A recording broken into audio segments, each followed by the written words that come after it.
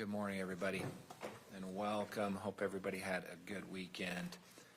We are going to go on the record on case number 251-401-132, State of Utah versus Sundwall. It is Tuesday, March 17th.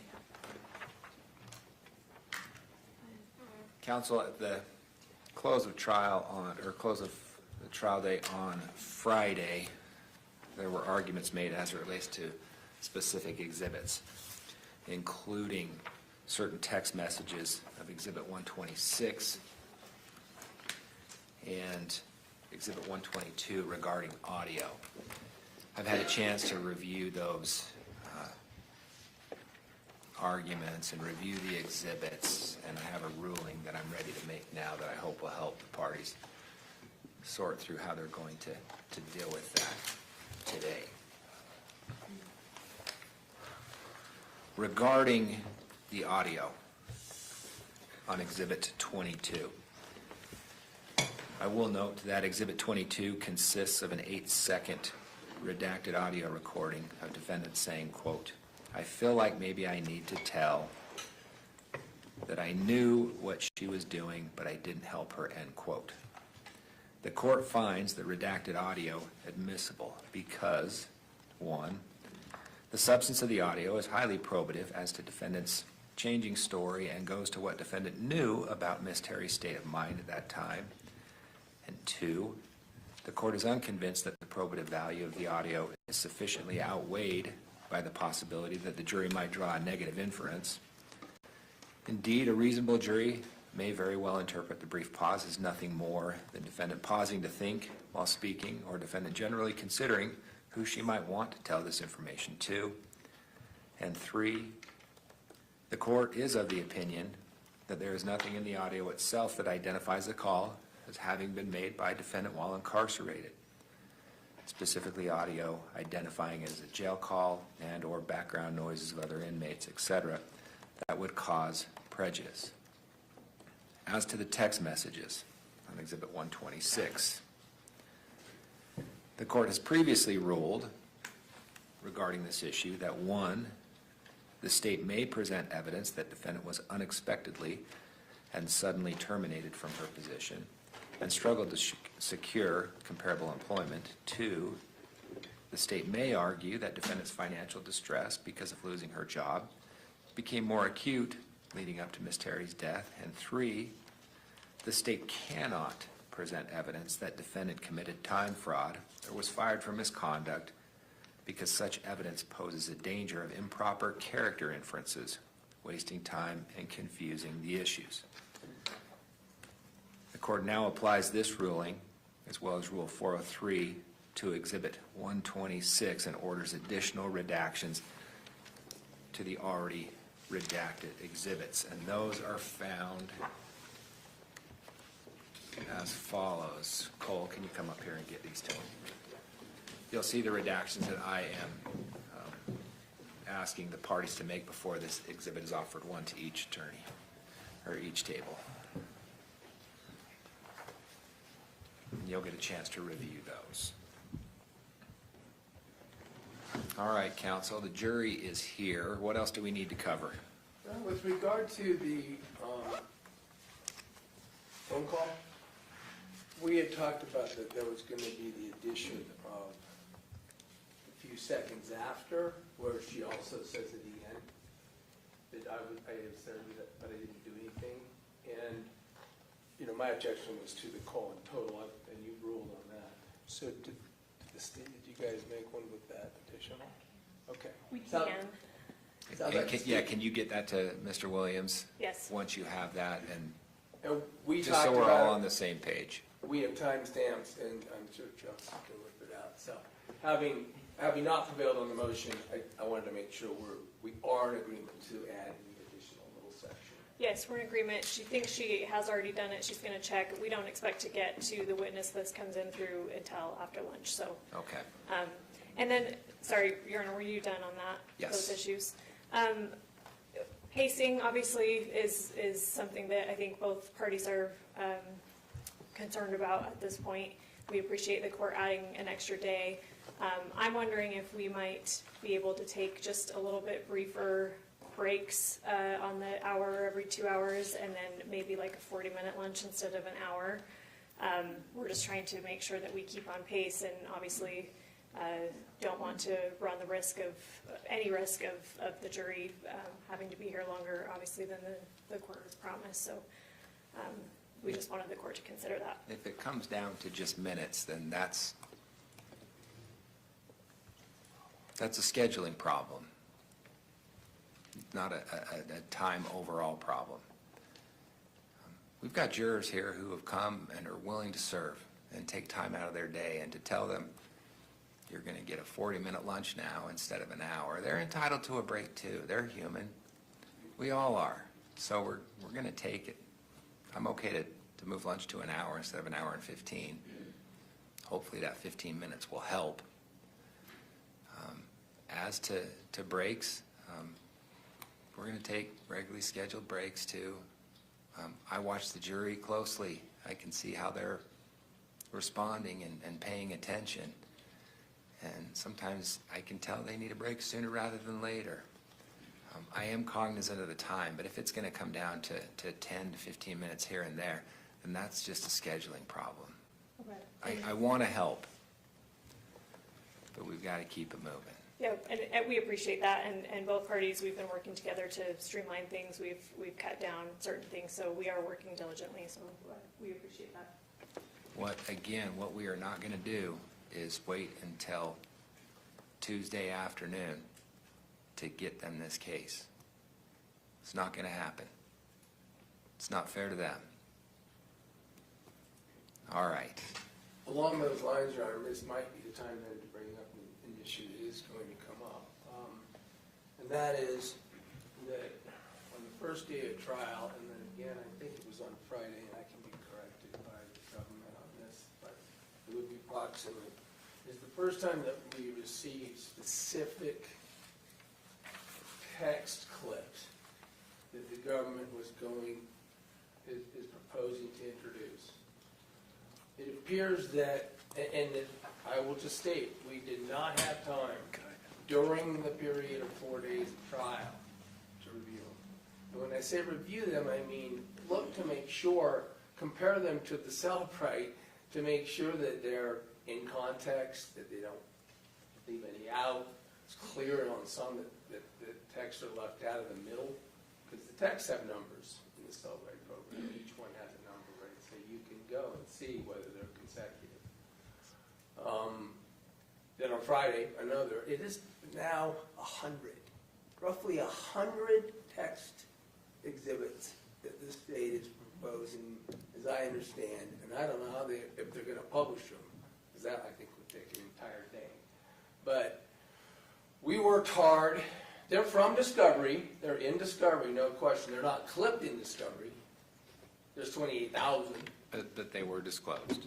Oh yeah, there's 28,000 disclosed texts. So we did work to at least find representative examples of the text that we could go and compare. And frankly, there are some that we have 403 objections to. There are some that we have checked that we don't think maintain fidelity to context.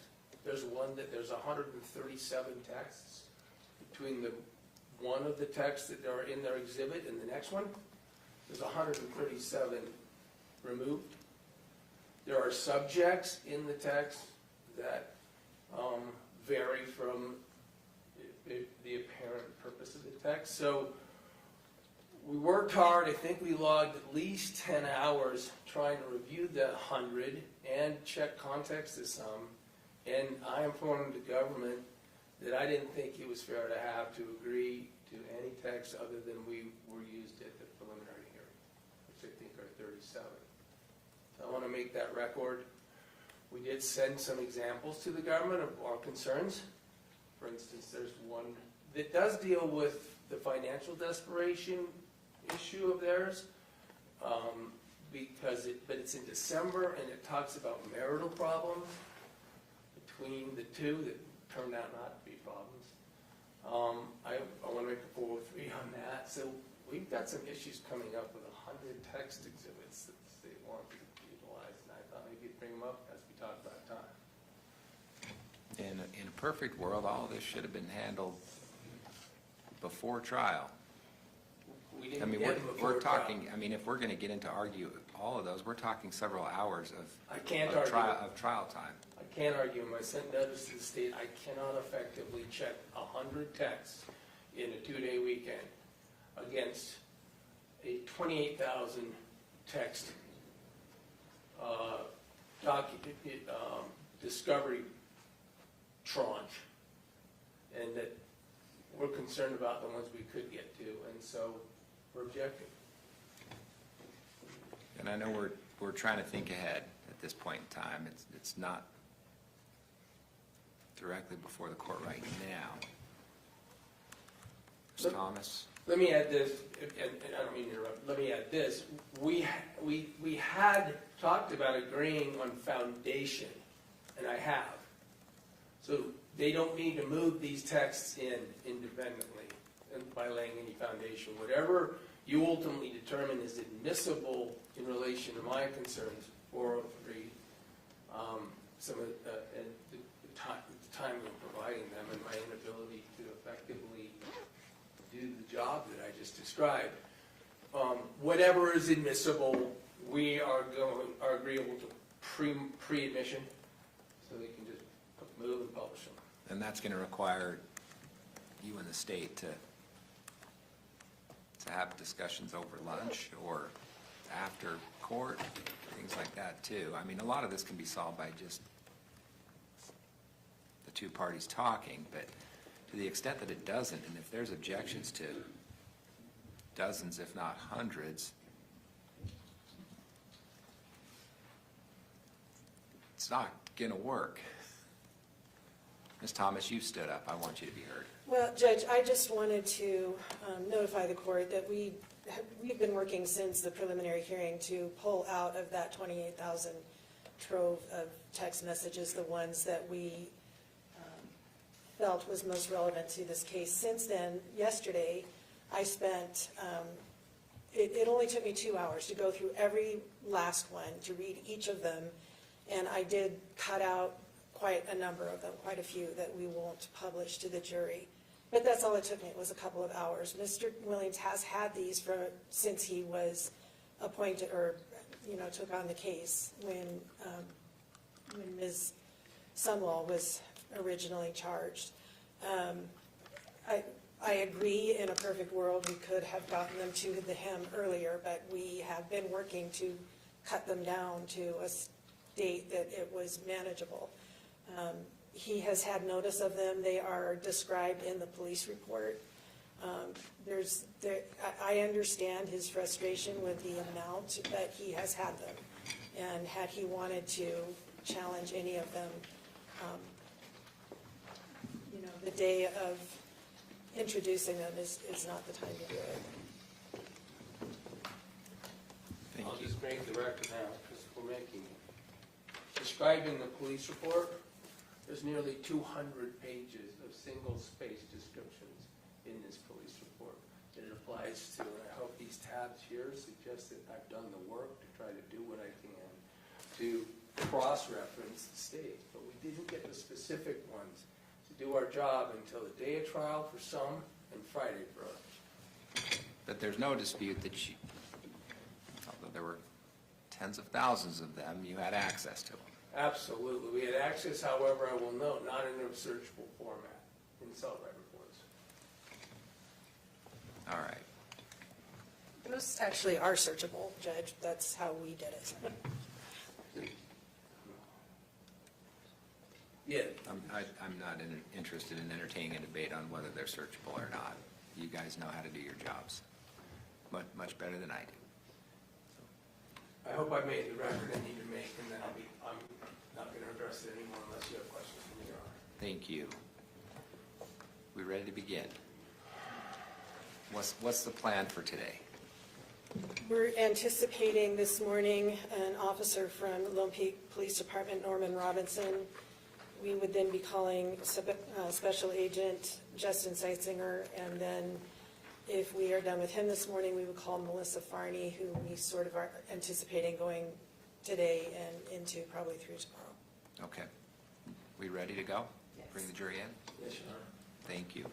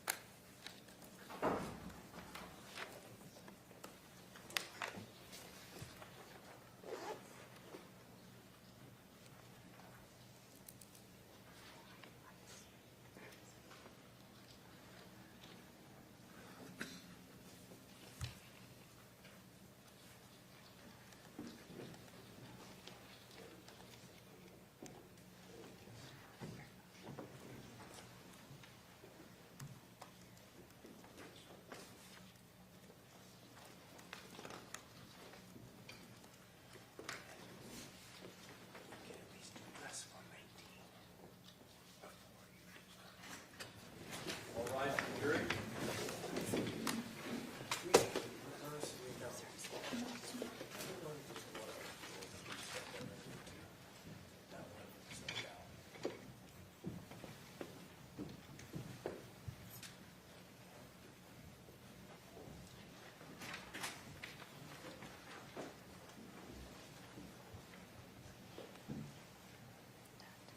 Thank you. Please be seated.